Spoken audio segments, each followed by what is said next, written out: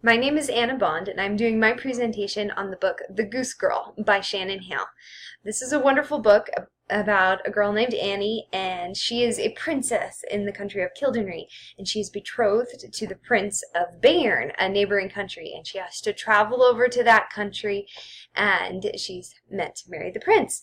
However, along the way, her lady-in-waiting, Celia, rebels against her and gets half of the group of guards to go against her, and there's a fight, and Annie ends up running off into the woods. And in order to know how she gets her place back as princess, you're just going to have to read the book. Now, this is traditional literature because it's based on a tale by the Grimm brothers called The Goose Girl. Now, traditional literature originates with a certain group of people, and it's usually told orally and passed down through the generations. And the tale that this is based on, by the Grimm brothers, starts off like this. There was once upon a time an old queen whose husband had been dead for many years, and she had a beautiful daughter. When the princess grew up, she was betrothed to a prince who lived at a great distance. When the time came for her to be married, and she had to journey forth into the distant kingdom, the aged queen packed up for her many costly vessels of silver and gold, and trinkets also of gold and silver, and cups and jewels. In short, everything which appertained to a royal dowry, for she loved her child with all her heart. She likewise sent her maid-in-waiting, who was to ride with her and hand her over to the bridegroom. And each had a horse for the journey, but the horse of the king's daughter was called Falada, and could speak. Now, the Goose Girl is also considered modern fantasy, because there's certain elements in the book that couldn't happen in our world. And one of those is the fact that her horse, Falada, can speak. That's not something that can happen in our world, and thus the classification of modern fantasy. And there's some more things that happen in this book that I don't really want to give away in case anybody hasn't read it, but it's definitely things that can't happen in this world. And for evaluating modern fantasy, it needs to be consistent.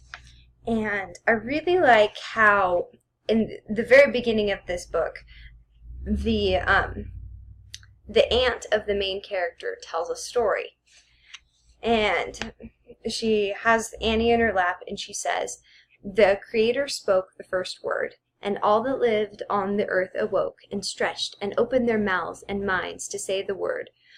Through many patterns of stars they all spoke to one another, the wind to the hawk, the snail to the stone, and the frog to the reeds. But after many turnings and many deaths, the languages were forgotten. Yet the sun still moves up and down, and the stars still shift in the sky, and as long as there are movement and harmony, there are words."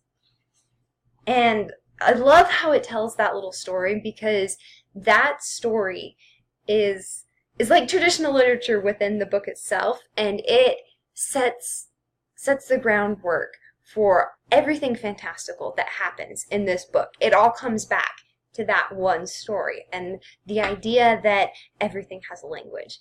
And because it all ties back to this one story, it suspends your disbelief really well, because you first hear this told as a story from the aunt to Annie, and then you start to see aspects of it throughout the book, and it builds, and it just seems very natural as it builds.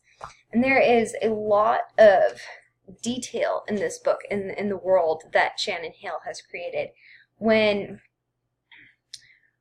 Annie goes over to the other country where she's supposed to marry the prince, the city that she goes into is described in great detail. It talks about the marketplace, it talks about the different culture and traditions of the people there, and it even talks about a minority group called the Forestborn, who are in the city, but they aren't really considered part of the main culture. And so it has a lot of really good detail. Now, the theme is very worthwhile. I actually found several themes that I liked throughout the book. There's themes of loyalty, of love, of friendship, and a really big one is discovering who you are and accepting yourself. And the point of view of this book is it's a third-person point of view, but it's always told from Annie's point of view. The narrator follows Annie around and shows everything from her point of view, and it's very consistent and very good. And I think that you should all go read this book because it is a wonderful example of a retelling of a traditional literature story.